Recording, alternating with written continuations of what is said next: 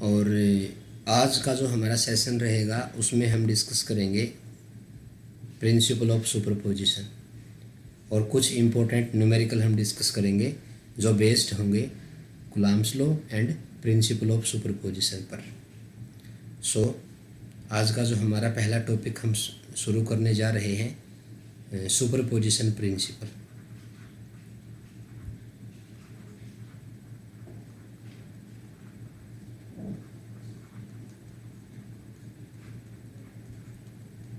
Superposition principle. मैं आपको एक बात यहाँ पे बताना चाहूँगा प्यारे बच्चों, electrostatic force between two point charges is totally independent on absence or presence of other charge particles.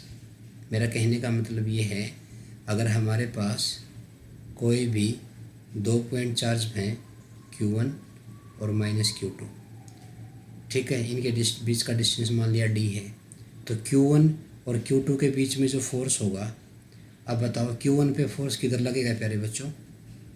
Q1 पे फोर्स किधर लगेगा? Q1 पे फोर्स लगेगा इधर और इस पे लगेगा इधर, ठीक है।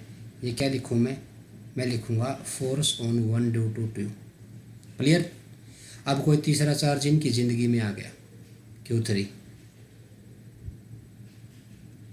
ये भी मान लिया नेगेटिव है। अब जब ये थर्ड चार्ज इन दोनों की लाइफ में आया जो बहुत ही स्मूथ चल रही थी, अब इसके आने से क्या हुआ? इसके आने से मान लो ये जो डिस्टेंस है मैं d ले लेता हूँ यहाँ पे।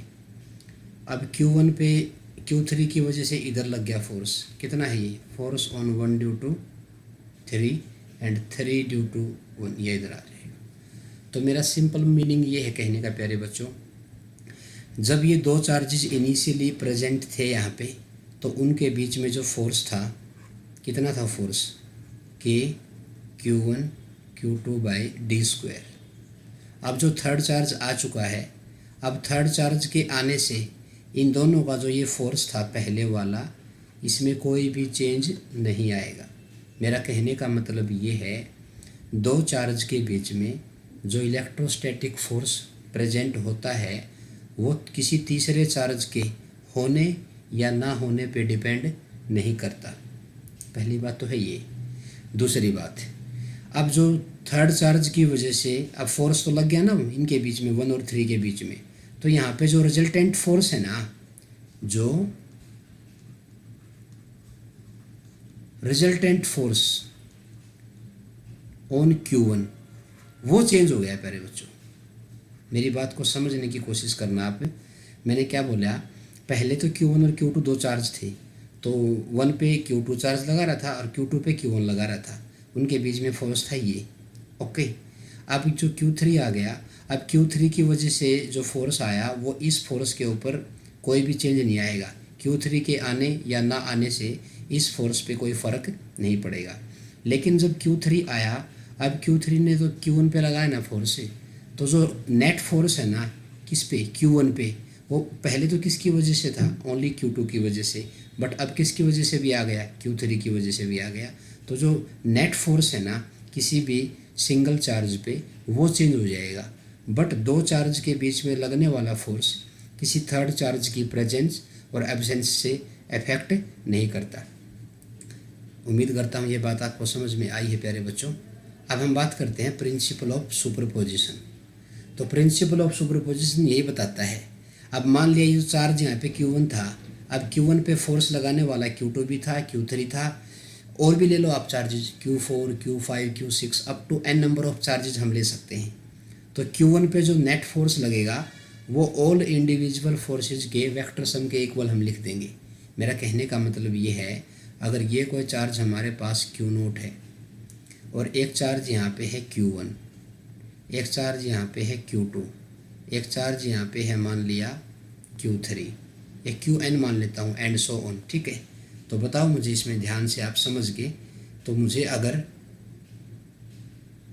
अगर मुझे नेट फोर्स निकालना है Q0 पे due to Q1 due to Q2, तो अब इसको इससे मिला देता हूँ मैं। ये इनके बीच की दूरी मान लिया मैंने R1 है, तो ये फोर्स किसके ऊपर लगेगा?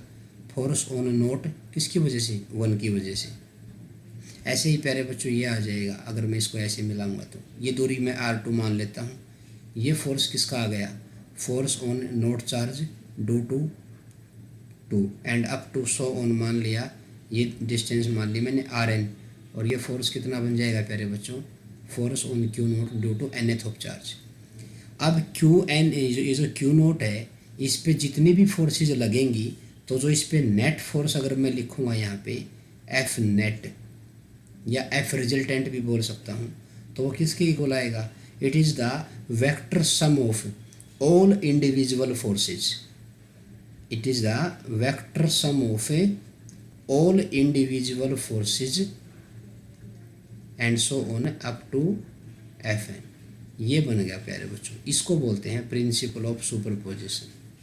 ये बिल्कुल सिंपल मीनिंग है, किसी एक चार्ज पर बाकी n नंबर ऑफ चार्ज जो फोर्स लगाएंगे ना, जो नेट फोर्स बनेगा वो उन सभी के ऑल इंडिविजुअल फोर्सेस के वेक्टर सम के बराबर आ जाएगा प्यारे बच्चों। ठीक है, अब मैं यहाँ से एक सिंपल से, आज ये था प्रिंसिपल ऑफ सुपरपोजिशन, कुछ नहीं रहेगा, ये कुछ खास नहीं है प्यारे बच्चों। अब मैं आपको यहाँ पे सिंपल से कुछ न्यूमेरिकल हैं वो हम डिस्कस करेंगे आज, ठीक है ना। और इस सेशन में तो मैं सुपरपोजिशन और कूलॉम्स लॉ के जो सिंपल क्वेश्चन है वो हम डिस्कस करके इसको फिनिश कर देंगे। फिर आज ही मैं पुटअप करूँगा इक्विलिब्रियम कंसेप्ट का नया सेशन, आज ही रहेगा हमारा। तो अब एक नीट में क्वेश्चन आया था, ये मेडिकल एंट्रेंस एग्जाम के अंदर ये क्वेश्चन आया था। तो क्वेश्चन क्या था, बहुत ही आसान था प्यारे बच्चों, what is the minimum force between 2 point charges separated through a distance of 1 metre. Question क्या है प्यारे बच्चों, मिनिमम फोर्स बताना है, minimum force between 2 point charges, 2 point charges separated through 1 metre. बहुत ही आसान क्वेश्चन रहेगा, समझ के देखना इसमें मैं क्या बोल रहा हूँ। मिनिमम फोर्स बताना है 2 पॉइंट चार्ज के बीच में, और ये वैक्यूम के लिए हम अगर किसी मीडियम के लिए बोलता तो ये बोल देता, अदरवाइज अगर कहीं मेंशन नहीं होता तो वो एयर और वैक्यूम की बात करता है। तो बताओ प्यारे बच्चों क्या हुआ, what is the minimum force between 2 point charges separate through a distance of 1 metre, क्या होना चाहिए बताओ मुझे। आप स्क्रीन को पॉज करके इसको सोच के देखो आप। चलो मैं बताता हूँ, ये क्वेश्चन आया था नीट में, कुछ भी नहीं प्यारे बच्चों। अब एक बात बताओ, अगर कोई भी 2 चार्ज होते हैं Q1 Q2, R डिस्टेंस उनके बीच में है, तो उनके बीच में जो फोर्स ऑफ अट्रैक्शन और रिपल्सन होगा, इलेक्ट्रोस्टैटिक फोर्स ऑफ अट्रैक्शन और रिपल्सन, वो होता है K Q1 Q2 by R square, जो हम कल पढ़ चुके हैं। क्या मेरी बात क्लियर है। अब इसमें इसने पूछा कि F मिनिमम होना चाहिए। अब मिनिमम फोर्स कब होगा, आप देखो K तो कांस्टेंट होता है, इसको तो एक साइड में कर दो आप, R इन्होंने फिक्स कर दिया क्योंकि 1 मीटर गिवन कर दिया। अब बात आती है Q1 Q2 पे, जो फोर्स है वो Q1 Q2 पे डिपेंड करती है उनके प्रोडक्ट के डायरेक्टली प्रोपोर्शनल। ओके, बिल्कुल सही बात है सर यहाँ तक। तो अब ये मिनिमम कब होगी, जब चार्जेज मिनिमम होंगे। और चार्जेज मिनिमम कब होते हैं प्यारे बच्चों, बताओ। चार्जेज मिनिमम कब होंगे, तो चार्ज की सबसे छोटी वैल्यू क्या मानी गई है, चार्ज की सबसे छोटी वैल्यू मानी गई है E, एलिमेंट्री चार्ज जिसको बोलते हैं 1.6 इंटू 10⁻⁻19 कूलम। तो इसका मतलब जो मिनिमम फोर्स होगा बिटवीन 2 पॉइंट चार्जेज वो बनेगा K इंटू E स्क्वायर, क्योंकि नीचे डिस्टेंस 1 आती तो 1 का स्क्वायर तो 1 ही हो जाएगा। और E क्या होता है, एलिमेंट्री चार्ज, ना इससे कम ना इससे ज़्यादा। तो अगर मिनिमम फोर्स पूछता है तो आपको Q1 Q2 अगर वैल्यू नहीं भी गिवन है ना, तो भी आपको E लेके चलना पड़ेगा, because E is an elementary charge. उम्मीद करता हूँ प्यारे बच्चों आपको समझ में आया होगा। थोड़ा आगे बढ़ते हैं इसमें। अब प्रिंसिपल ऑफ सुपरपोजिशन पर ही हम कुछ क्वेश्चन डिस्कस करेंगे यहाँ पे, लेकिन मैं आपको यहाँ पे बताना चाहूँगा प्रिंसिपल ऑफ सुपरपोजिशन में जो हम नेट फोर्स निकालेंगे ना, रिजल्टेंट फोर्स कैलकुलेट करेंगे, तो उसमें हमें वेक्टर एडिशन रूल यूज़ करना पड़ेगा पैरेललोग्राम का। तो वो मैं चाहता हूँ कि एक बार थोड़ा सा आप उसको रिमाइंड करें कि हाँ हमें आता है सर, ताकि न्यूमेरिकल में डायरेक्शन वगैरह फाइंड आउट करने में हमें कोई प्रॉब्लम ना आए, ठीक है ना। तो मैं आपको यहाँ पे बता देता हूँ। मान लिया मेरे पास एक वेक्टर ए है और मान लिया एक वेक्टर मेरे पास बी है और इनके बीच में थीटा एंगल है, तो मैं यहाँ पे पैरेललोग्राम कंस्ट्रक्ट कर सकता हूँ प्यारे बच्चों। और ये बन जाएगा रिजल्टेंट, ये बन जाएगा रिजल्टेंट आर, और ये एंगल बनाएगा विद द हॉरिजॉन्टल वेक्टर के साथ अल्फा, लेट्स सपोज। तो जो आर होगा ना प्यारे बच्चों, आर का हमें निकालना पड़ेगा मैग्नीट्यूड, तो वो बनेगा a square plus b square plus 2ab cos of angle between the vector का अंडर रूट। ये तो बनेगा आर का मैग्नीट्यूड का फॉर्मूला। मैं आपको यहाँ पे एक शॉर्टकट बताना चाहूँगा।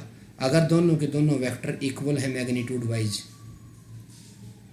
If both of vector having equal in magnitude, then the resultant, the magnitude of resultant is simply defined as, क्या बनेगा हमारे पास फॉर्मूला, उसका फॉर्मूला आ जाएगा हमारे पास। मान लिया इसको मैं ए मान लेता हूँ, ए और बी का मैग्नीट्यूड ए के बराबर है, तो उसको लिखूँगा मैं यहाँ पे 2a cos of theta by 2, ये फॉर्मूला बनेगा प्यारे बच्चों। डायरेक्ट सॉल्यूशन है, शॉर्टकट है। अगर दो वेक्टर इक्वल मैग्नीट्यूड में हैं, तो अगर मुझे उनका निकालना है नेट रिजल्टेंट का मैग्नीट्यूड, तो मैं लिख दूंगा 2a cos theta by 2 simply. इसको अप्लाई करके दिखाऊंगा मैं, अभी कुछ क्वेश्चन डिस्कस करने जा रहे हैं हम इसके बाद, ठीक है ना। तो ये थोड़ा सा हमें पता होना ज़रूरी है। ये 11th क्लास में आता है वेक्टर टॉपिक में, parallelogram law of vector addition. But कोई बात नहीं प्यारे बच्चों, ये हमने यहाँ पे मैंने आपको बता दिया है, ठीक है। तो अभी कुछ क्वेश्चन डिस्कस करते हैं हम, और बहुत ही अच्छे से मैं आपको बताने की कोशिश करूँगा। तो बहुत ही आसान क्वेश्चन से मैं इसको शुरू करने जा रहा हूँ। तो मेरा पहला क्वेश्चन है ये प्यारे बच्चों, मान लिया हमारे पास एक इक्विलेटरल ट्रायंगल है। इक्विलेटरल ट्रायंगल हमें सभी पता है क्या होता है।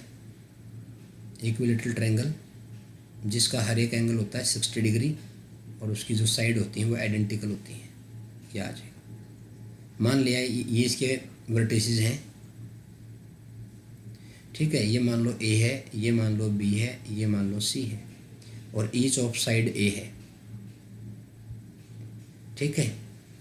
अब इसके जो कॉर्नर हैं, वर्टिसेस हैं, उनके ऊपर चार्जेस रखा हुआ है प्यारे बच्चों, आइडेंटिकल चार्ज क्यू। इस पे भी चार्ज क्यू है, इस पे भी चार्ज क्यू है, और इस पे भी चार्ज क्यू है। अब मुझे यहाँ पे यूज़ करना है प्रिंसिपल ऑफ सुपरपोजिशन। तो मैंने क्या किया, इसमें उन्होंने पूछा फाइंड आउट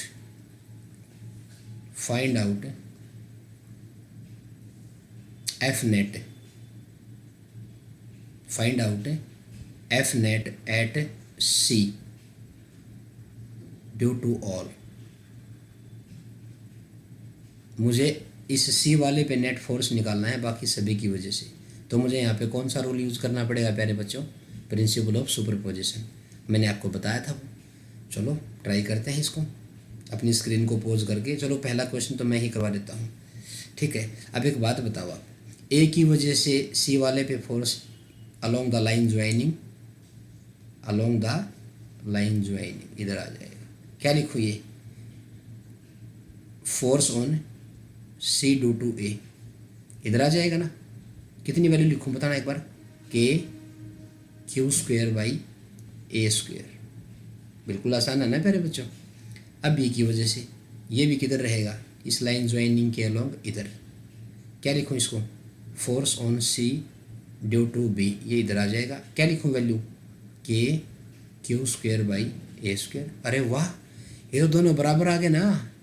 ये तो दोनों के दोनों फोर्सेस क्या हो गई, इक्वल एंड अच्छा ये एंगल कितना होता है 60 डिग्री, तो ये भी कितना आ जाएगा 60 डिग्री। तो मैंने अभी बताया था आपको। चलो एक बार इसको सिंपल वाले तरीके से निकाल लेते हैं। तो जो यहाँ पे मैं अगर क्या बना के देखूँ पैरेललोग्राम, तो जो नेट फोर्स होगा वो, जो नेट फोर्स होगा ना प्यारे बच्चों, वो नेट फोर्स ऐसे लाई करेगा। ये नेट फोर्स है, डायरेक्शन ऑफ एफ नेट। अब इसका मुझे क्या निकालना है, मैग्नीट्यूड।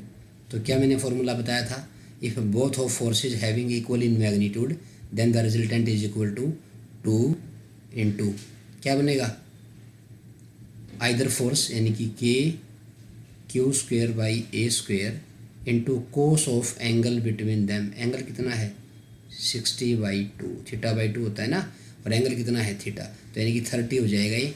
और कोस 30 कितना होता है प्यारे बच्चों √3/2। इसकी पूरे की वैल्यू कितनी आ जाएगी √3/2।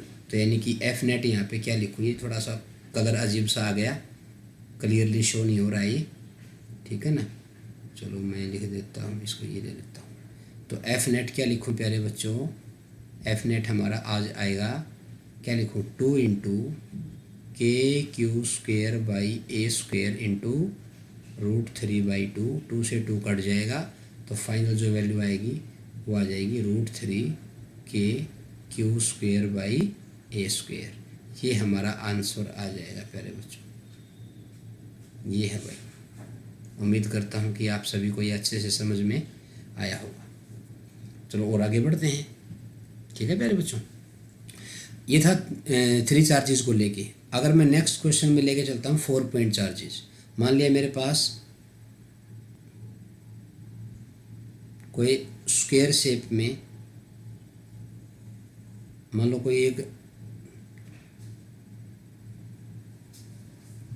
कोई स्क्वायर फील्ड है जिसकी साइड वही सेम क्या ए है, ए, ठीक है। 4 वर्टिसेस हैं, हर एक पे चार्ज क्या रखा हुआ है आइडेंटिकल चार्ज मैंने इस पे प्लेस कर दिया। तो किसी भी एक पे मुझे निकालना है नेट फोर्स। मान लो इसको क्या बोल दूँ मैं ए, मैं एक बार कलर चेंज कर लेता हूँ प्यारे बच्चों, इसको बोल देता हूँ मैं ए, इसको बोल देता हूँ मैं बी, इसको बोल देता हूँ सी, इसको बोल देता हूँ मैं डी। तो वही क्वेश्चन है मेरा, क्या यहाँ लिख देता हूँ मैं एफ नेट एट डी निकालना है मुझे। तो बताओ भाई क्या करें इसमें, ठीक है। तो अगेन वही प्रिंसिपल ऑफ सुपरपोजिशन। तो बताओ ए की वजह से डी पे फोर्स किधर लगेगा प्यारे बच्चों, इधर लगेगा। तो मैं डायरेक्ट वैल्यू लिख रहा हूँ यहाँ पे, क्या लिखूँ बताओ, force on D due to A, क्या लिखूँ वैल्यू KQ²/A²। अच्छा सी की वजह से किधर लगेगा, ऊपर, कितना इसके बराबर लगेगा जो ए ने लगाया है, कितना KQ²/A²। बट अब है जो बी, अब एक बात बताओ आप, इस बी वाले से दूरी कितनी है प्यारे बच्चों, बी वाले से दूरी है √2a। तो इस बी वाले का फोर्स किधर जाएगा, इस बी वाले का फोर्स जाएगा, मैं आपको यहाँ पे अलग से बता देता हूँ थोड़ा सा। इस बी वाले का फोर्स जाएगा इसके बिल्कुल बाइसेक्ट करता हुआ ऐसे, ठीक है ना। तो इसकी वैल्यू क्या लिखूँगा यहाँ पे, मैं यहाँ लिख रहा हूँ अलग से KQ²/2a², क्योंकि रूट पे था ना, तो स्क्वायर से स्क्वायर रूट कट जाएगा। अब एक बात मेरी ध्यान से सुनने की कोशिश करना, मैं रेड मार्कर यूज़ कर रहा हूँ, रेड कलर। अब एक बात देखो इसमें आप, इन दो का, अब ये दो हैं, ये कौन कौन से, force on D due to A and force on T due to C. अब ये दोनों इक्वल इन मैग्नीट्यूड हैं, तो अगर ये दोनों इक्वल इन मैग्नीट्यूड हैं तो इनका जो रिजल्टेंट होगा वो इन दोनों को बाइसेक्ट करेगा। बाइसेक्ट इन द सेंस वो बिल्कुल इनको 45 पे डिवाइड करके जाएगा। मतलब अब बताओ ये कितना बनेगा, अब ये एंगल अगर 90 था तो ये बाइसेक्ट का मतलब कितने पे जाएगा, ये 45 पे, ये भी कितना हो जाएगा 45। और जो नेट बनेगा वो कितना बनेगा, मैंने आपको बताया था 2 into F into cos of θ/2। तो 2 इंटू एफ कितना है KQ²/A² इंटू कोस थीटा यानी कि 90, तो यानी कि कोस 45 आ जाएगा, और कोस 45 होता है 1/√2। तो ये कट के यानी कि √2 KQ²/A² आ जाएगा। अब मेन बात आती है, सर इसकी डायरेक्शन किधर है, इसकी डायरेक्शन है इसके अलोंग, जिसके अलोंग ये बी वाला फोर्स था, इसी के अलोंग आ जाएगी। तो इन दोनों को मैं सिंपली ऐड कर दूंगा यहाँ पे। तो ये दोनों जब सिंपली ऐड हो जाएंगे तो हमारे पास जो वैल्यू बनेगी वो इधर आएगी प्यारे बच्चों। तो दोनों के दोनों फोर्स इधर ऐड हो जाएंगे, और कितना होगा देखना एक बार, KQ²/2a² प्लस √2 KQ²/A²।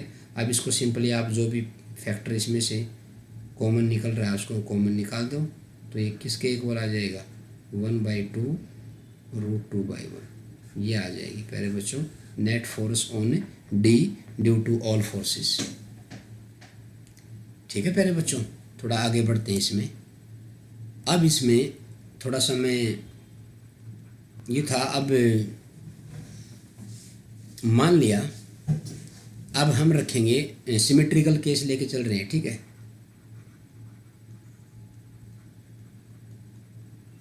सिमेट्रिकली मैं बात कर रहा हूँ। मान लिया मेरे पास इक्विलेटरल ट्रायंगल थी इक्विलेटरल ट्रायंगल थी हमारे पास, समझने की कोशिश करना प्यारे बच्चों। इक्विलेटरल ट्रायंगल है, साइड ए है, वही है सेम बिल्कुल जो हम डिस्कस कर चुके हैं अभी थोड़ी देर पहले। ठीक है, वो आइडेंटिकल चार्ज रखे हुए हैं, क्यू क्यू क्यू, साइड ए है। तो इसकी अब की बार मैंने सेंटर पे क्या रख दिया, इसके सेंटर पे मैंने रख दिया क्यू नोट। तो इस क्यू नोट पे मुझे नेट फोर्स निकालना है बाकी सभी की वजह से। Find the net force on q naught due to all. ठीक है, अब ये दूरी कितनी है, ये इसको दो भागों में कट कर रहा है, ये a/2 है, तो ये कितनी हो जाएगी, ये दूरी बताओ कितनी हो जाएगी मुझे। ये सारा एंगल कितना था 60, तो ये कितना हो जाएगा 30। तो a/2 का इसके अलोंग कौन सा कंपोनेंट आ जाएगा, a/2 cos 30 मतलब √3 a/4 आ जाएगी।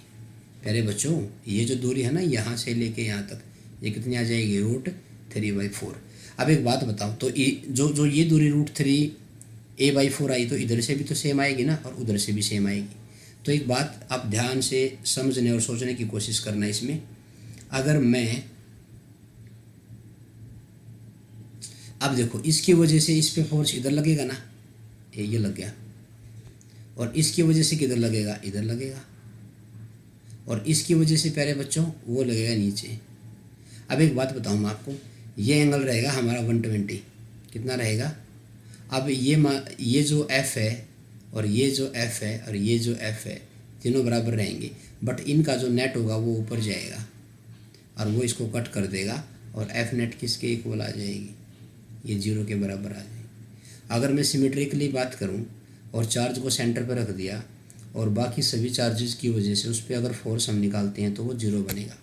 ऐसे ही सिमिलरली अगर मैं यहाँ पे रखता हूँ कोई भी एक स्क्वायर शेप में हमारे पास कोई सिमेट्री है, इसके वर्टिसेस पे आइडेंटिकल चार्ज को मैंने रखा गया है, साइड है ए, ईच ऑफ साइड ए, और इसके सेंटर पे मैंने रख दिया क्यू नोट। तो बताओ नेट फोर्स क्या बनेगा। तो आप सेम रूल अप्लाई कर सकते हो। तो देखते हैं क्या बनेगा, बताना एक बार। ये दूरी कितनी होती है, ये आ जाएगी √2a, तो इसका आधा कितना हो जाएगा a/√2। तो बताओ ये मान लिया 1 है, ये मान लिया 2 है, ये 3 है और ये 4 है। तो बताओ 2 की वजह से तो इधर आ जाएगी ना प्यारे बच्चों, और 4 की वजह से इधर आ जाएगी, 1 की वजह से इधर आ जाएगी, और 3 की वजह से इधर आ जाएगी। ठीक है, इन दोनों का नेट तो ऊपर ले लो मैथमेटिकली, और इन दोनों का नेट नीचे ले लो, और ये कट के 0 आ जाएगी। तो मेरा कहने का मतलब ये है, आपको अगर मैं एक नोट के रूप में एक बात बताऊं यहाँ पे, मेरा कहने का मतलब ये है, कोई भी रेगुलर पॉलीगन है, कोई भी रेगुलर पॉलीगन है और उसके कॉर्नर पर अगर आइडेंटिकल चार्ज रखे हुए हैं और सेंटर पर हमें किसी भी टेस्ट चार्ज पे नेट फोर्स बताना है, तो वो नेट फोर्स हमेशा क्या बनेगा प्यारे बच्चों, वो 0 आएगा। ठीक है, अब इसी में से एक क्वेश्चन निकल के आता है, जिससे अगर मैं यहाँ पे एक रेगुलर हेक्सागन बना के दिखाऊँ ना आपको, तो रेगुलर हेक्सागन में हमारे पास 6 इक्विलेटरल ट्रायंगल बन जाएंगी। ठीक है, ये मान लो कोई हेक्सागन है और इसके 6 कॉर्नर आ जाएंगे प्यारे बच्चों, और इसके सेंटर पे अगर मुझे निकालना पड़ जाए तो वही सेम बनेगा प्यारे बच्चों। इसकी वजह से इधर, इसकी वजह से इधर, सब का आपस में कट जाएगा फोर्स, तो नेट फोर्स वही फिर 0 आएगा प्यारे बच्चों। अब मैं आपको एक बात इसमें बताना चाहूँगा, आगे चलते हैं थोड़ा सा। अब अगर मान लिया मेरे पास कोई भी एक हेक्सागन है, कोई भी रेगुलर हेक्सागन, मैं थोड़ा सा आपको है ना, मैंने नोट किया हुआ, मैं आपको पढ़ के बताता हूँ। वेरी मोस्ट इम्पोर्टेंट पॉइंट, ये पॉइंट है प्यारे बच्चों जो आपको ध्यान से सुनना, और आप इसको नोट कर सकते हो स्क्रीन को पॉज करके सुन के। इसने बोला if each vertex of a regular polygon is occupied by the identical charge q, then net force on a charge kept at a centre is zero. मेरा कहने का मतलब भी मैंने आपको बताया भी थोड़ी देर पहले, अगर कोई रेगुलर पॉलीगन है और उसके वर्टेक्स के ऊपर आइडेंटिकल चार्जेस को रखा गया है तो जो नेट फोर्स बनेगा वो उस पर जीरो बनेगा। उसके बाद if n-1 vertex of n side of regular polygon, n side का पॉलीगन है उसमें से n-1 वर्टेक्स पे चार्जेस रखे हुए हैं आइडेंटिकल, तो एक कॉर्नर तो एक वर्टेक्स तो एम्प्टी हो गया ना प्यारे बच्चों, खाली हो गया। तो अब उसके सेंटर पे जो चार्ज रखा हुआ है तो उस पर कितना फोर्स होगा? क्या अब की बार भी फोर्स जीरो बनेगा क्या? अगर n रेगुलर पॉलीगन के वर्टेक्सेस हैं उन पे चार्ज है तो नेट फोर्स सेंटर पे जीरो आएगा। अब मैंने इसने क्या बोला है, इसने देखो इसने ऐसे बोल दिया, अगर मैं यहाँ पे मान लिया कोई पेंटागन लेके चलता हूँ, एक रेगुलर पेंटागन की अगर मैं बात करता हूँ,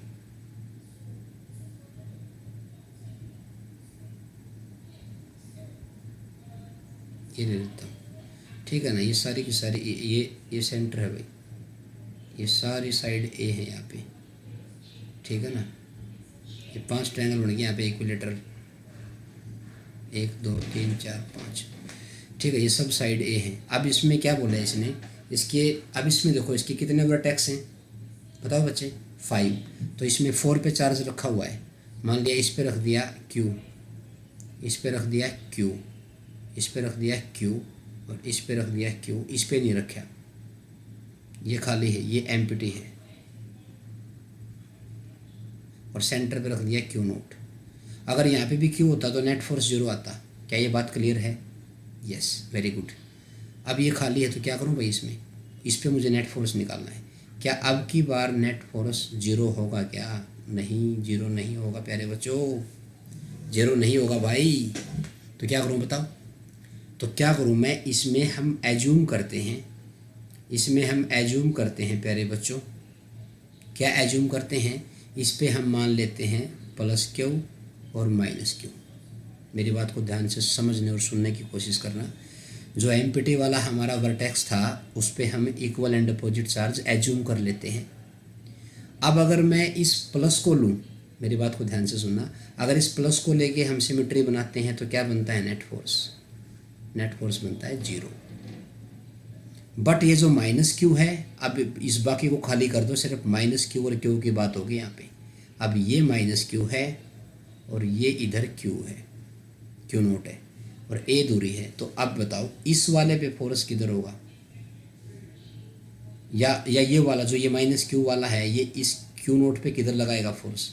ये बाहर की तरफ लगाएगा। और कितना फोर्स होगा? Q note by A square. और डायरेक्शन किधर होगी? Towards the empty corner. Direction किधर होगी प्यारे बच्चों? Towards the empty corner. ये बात मैं आपको बताना चाहता था, तो अब वो मेरी बात ध्यान से सुनना। If n-1 vertices of a n side of regular polygon occupied by identical charge Q and remaining one vertex has zero charge, ये वाला जैसे इस पे यहाँ पे जीरो था ना प्यारे बच्चों, जैसे इस वाले पे जीरो था ना पहले, then the net force on the central charge Q naught is equal to the force exerted by any one vertex and direction is towards the empty vertex। ये जो मैंने बताया आपको यही इसका आंसर है। अगर n होते सिमेट्रिकल होता तो नेट फोर्स जीरो, अगर एक कॉर्नर एम्प्टी है तो उस पर प्लस माइनस एज्यूम करके प्लस लेके चलोगे तो नेट फोर्स जीरो हो जाएगा, बट अब माइनस लेके चलोगे तो माइनस वाला प्लस वाले पे उस एम्प्टी कॉर्नर की तरफ फोर्स लगाएगा, जो हमारा आंसर ये आ जाएगा। उम्मीद करता हूँ कि आपको ये प्यारे बच्चों समझ में आया होगा, ठीक है। तो अभी एक दो छोटा छोटा क्वेश्चन और है, इसी का है, प्रिंसिपल ऑफ सुपरपोजिशन का ही है। मान लिया ये हमारे पास कोई कोऑर्डिनेट है, एक्स एक्सिस मान लिया मैंने इसको, ये एक्स एक्सिस है और यहाँ पे ये ओरिजिन है भाई, इस पे चार्ज रखा हुआ है 1 कूलम, ठीक है। तो पे फोर्स किधर लगेगा? इधर 8 कूलम वाले की वजह से भी इधर, 27 वाले की वजह से इधर, एंड सो ऑन, सभी की वजह से लेफ्ट में जा रहा है। तो मैं क्या करूँगा यहाँ पे सिंपली इनको ऐड कर देंगे by using the principle of superposition. तो बताओ एफ नेट क्या लिखूँ, एफ नेट क्या लिखूँ प्यारे बच्चों में, मैं लिखूँगा के, पहले वाला बताओ कितना फोर्स है, के 1 स्क्वायर बाई 1 स्क्वायर प्लस दूसरे वाले की वजह से क्या लिखूँ बताओ, के 1 इंटू 8 बाई 2 स्क्वायर प्लस 3 की वजह से के 1 इंटू 27 बाई 3 स्क्वायर। कहाँ तक है ये, 10 तक, तो के 1 इंटू 1000 बाई 10 स्क्वायर। तो प्यारे बच्चों इसको थोड़ा मैनेज कर लेते हैं। एफ नेट मैं फ़िलहाल बात कर रहा हूँ मैग्नीट्यूड की, डायरेक्शन तो हमें पता है किधर जा रहा है, along the negative x axis. तो यहाँ से क्या कॉमन निकाल सकता हूँ मैं, एक मिनट इसको मैं लिख लेता हूँ, ये के बच क्या खाली, इसको क्या लिखूँगा मैं, इसको क्या लिखूँ प्यारे बच्चों, 2 की पावर 3, तो 2 से ये कट जाएगा। इसको क्या लिखूँ, इसको लिखूँगा 3 3, तो ये 3 स्क्वायर से एक कट जाएगा, और ये लिखूँगा 10 पावर 3, तो ये 10 स्क्वायर से एक कट जाएगा। तो क्या बच गया, के बल्कि कॉमन निकाल लिया मैंने इसमें से, तो 1 प्लस यहाँ कितना बच जाएगा, 2 प्लस 3 प्लस अप टू कहाँ तक, 10 तक। तो ये बन गई हमारे पास, क्या बन गया देखो ये सम ऑफ द फाइनाइट सीरीज, क्या बन गई प्यारे बच्चों ये एपी की जीपी, एपी। तो एपी क्या आ जाएगा बताओ, इसमें क्या होता है हमारे पास फॉर्मूला, एन इंटू अगर n number of finite series तो क्या लिखूँ, एन इंटू एन प्लस 1/2, ये होता है सम ऑफ द फाइनाइट सीरीज का सम। तो के इंटू एन कितना है इसमें 10 है प्यारे बच्चों, तो 10 इंटू 10 प्लस 1/2, इसका मतलब कितना आ जाएगा ये आ जाएगा 55 ऑफ के। ये क्वेश्चन है प्यारे बच्चों इसमें। चलो एक क्वेश्चन लास्ट, इसको मैं फिर सबमिट कर दूंगा, ठीक है ना, बाकी आप लोग इसमें ट्राई कर लेना खुद, आपसे सोल्व हो जाएंगे इसमें। मान लिया हमारे पास ऐसे चार्ज डिस्ट्रीब्यूटेड हैं, सेम सिमेट्री लेके चल रहा हूँ मैं, सेम फॉर्मेट है, बस थोड़ा सा स्टेटमेंट अलग हो जाएगी, क्वेश्चन अलग है। मान लिया जैसे ये है, अच्छा उसकी डायरेक्शन कहाँ आई थी पिछले वाले क्वेश्चन की, along the negative x axis. Direction किधर आई प्यारे बच्चों, नेगेटिव एक्स एक्सिस, ये आ जाएगा। अब हम बात करते हैं सेकंड फॉर्मेट, वही सेम अलोंग एक्स एक्सिस की मैं बात कर रहा हूँ यहाँ पे। तो यहाँ पे ओरिजिन पे वही फिर 1 कूलम चार्ज रख दिया, 1 मीटर पे ये मान लेता हूँ एक बार, 2 metre 3 metre 4 metre and so on. अब की बार यहाँ पे रखा हुआ 1 कूलम, यहाँ -2 कूलम, यहाँ +3 कूलम, यहाँ -4 कूलम एंड सो ऑन। तो प्यारे बच्चों बताओ फोर्स कैसे बनेगा इस पर, नेट फोर्स कैसे निकालोगे आप इसमें, इसकी वजह से इधर, इसकी वजह से इधर, फिर इसकी वजह से इधर, फिर इसकी वजह से इधर। तो नेट किधर बचेगा सोच के बताओ मुझे आप एक बार, नेट फोर्स किधर बचेगा, बिल्कुल दिमाग से, ठंडे दिमाग से सोच के मुझे बताओ नेट फोर्स किधर बचेगा। अब देखो 1 कूलम की वजह से किधर आया, लेफ्ट में आया कि नहीं आया, क्योंकि दूरी कम है तो फोर्स। अब इसमें इसकी वजह से किधर आएगा, इधर आ जाए, क्योंकि इसकी दूरी बढ़ गई, ठीक है, इसकी वजह से फिर उधर चला जाएगा।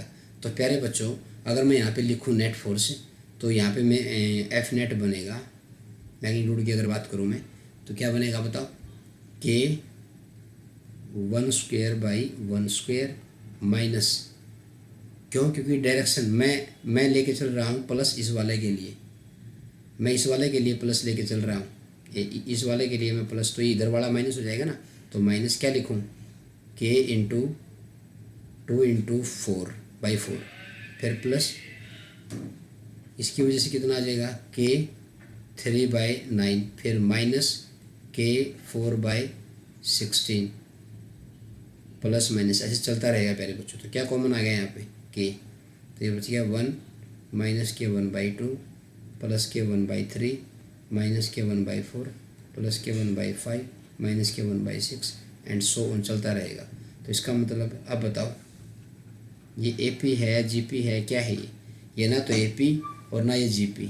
ये बनेगा प्यारे बच्चों, एक हमारे पास फॉर्मूला होता है मैथमेटिक्स में, लोगरिथम ऑफ 1 + x।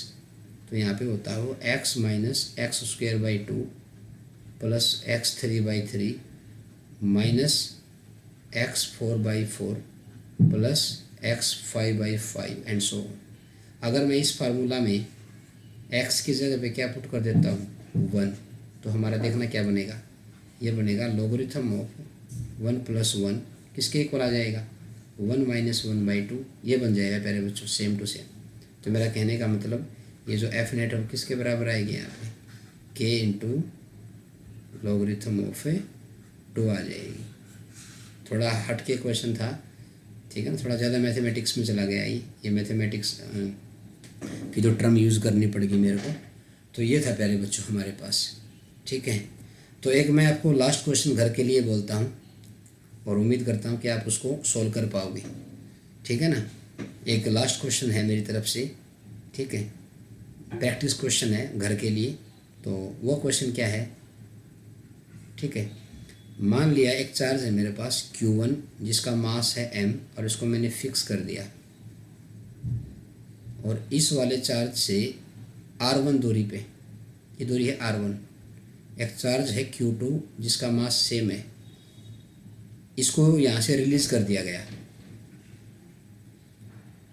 ये फिक्स है, ये तो कहीं भागने वाला है नहीं। इसको अगर मैं रिलीज़ करूँगा तो ये किधर भागेगा, ये इधर दौड़ेगा, है ना मेरे बच्चों, क्योंकि लाइक चार्ज है प्लस मान लो। तो जब इनके बीच में separation, when separation become R2, when separation become R2, इनके बीच में दूरी कितनी हो जाएगी, इनके बीच में दूरी हो जाएगी R2। तब जो Q2 होगा उसकी स्पीड बतानी है कि कितनी उसकी स्पीड होगी। क्वेश्चन को ध्यान से समझना। Q1 mass m is initially fixed at A distance of R1, another charge Q2 having same mass is released. Find the speed of Q2 charge when separation will become R2 between them. ये प्यारे बच्चों try करना, बहुत ही अच्छा question है। तो ये था आज का हमारा सेशन।